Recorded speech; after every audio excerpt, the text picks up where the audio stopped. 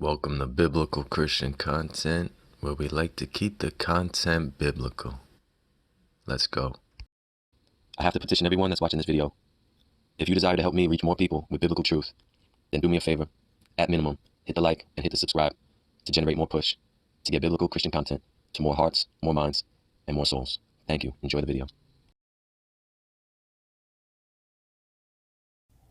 Bitcoin is actually helping save some children from so in North Korea. This is what she said.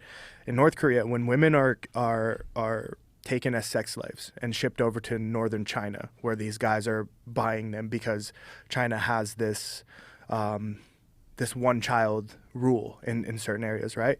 So if the sex slave has a child, then that child is half North Korean and half Chinese, and the Chinese won't accept them, and they can't go back to North Korea because the women kind of escaped, right?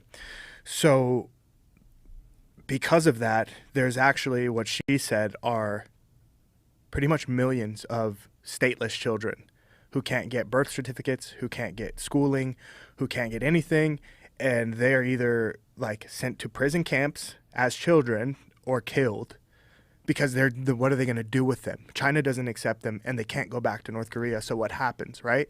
So there's underground church groups that are actually taking these kids in, and because they can't use Chinese money, and because it's happening in China, because they can't use Chinese money, the only currency that they can use right now is Bitcoin. And so people are able to fund them so that they can at least school these kids and feed them and things like that. So from a currency and money standpoint, there's a small fraction of where I'm okay, I see how this works. But then trying to uncover and dive more into the whole system of how this can be implemented into just daily society, I'm seeing more and more possibility, and it's making me more and more secure on, hey man, I can actually finally have something that I own, that's mine. Whatever I earn is going to be mine, and you can't touch it. All right. Welcome back, Biblical Christian Content. Today we have a short clip from a recent JRE, Joe Rogan Experience podcast. This is Khalil Rountree. He's a fighter in the UFC, and I just found it interesting. And what I like about this clip is because if you follow any of my other content, I posted probably a handful of Joe Rogan clips because he gets into a lot of deep discussions with various guests, and sometimes the topic of God and things of that nature come up. Often nothing accurate from the Christian standpoint. So I find myself trying to just interject my opinion and correct things at times.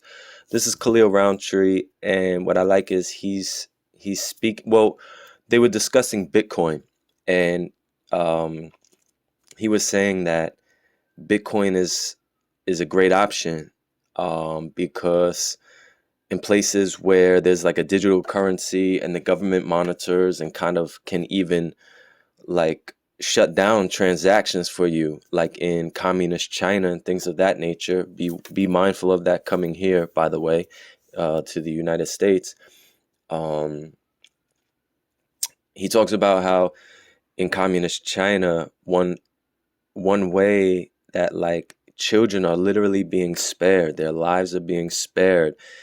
It's that the church, mind you, the underground church. So these people aren't even allowed to openly profess their faith and practice their faith of Christianity. But everyone knows there's a deep-rooted underground church in communist China. And by way of Bitcoin, they're able to, make transactions that the communist regime doesn't have their hand in. And what he was saying was, in order to escape the trouble and the poverty in North Korea, they tried to flee to different parts of Asia like China. And in so doing, unfortunately, they become kind of sex slaves. Then if a girl is to have a child, technically the child is now half Korean descent and half Chinese descent, and they're not recognized by the communist state. So they're basically outcasts living on Chinese land. And ultimately, if there's no one to care for them, I'm assuming they die. And the point he was making, that what I like is that he said what he said in front of Joe Rogan, because you know what? People always want to be critics, but they never do anything themselves. And what I mean by that is, look at Elon Musk buying Twitter. Then he says, oh, I want to buy Twitter because I believe in free speech in this country. Then they say, yo, you spent all that money on Twitter. You could have put that money towards other things. And it's like, but it's my money. You don't get to tell me what good things I get to do with it. So you'll always have a critic.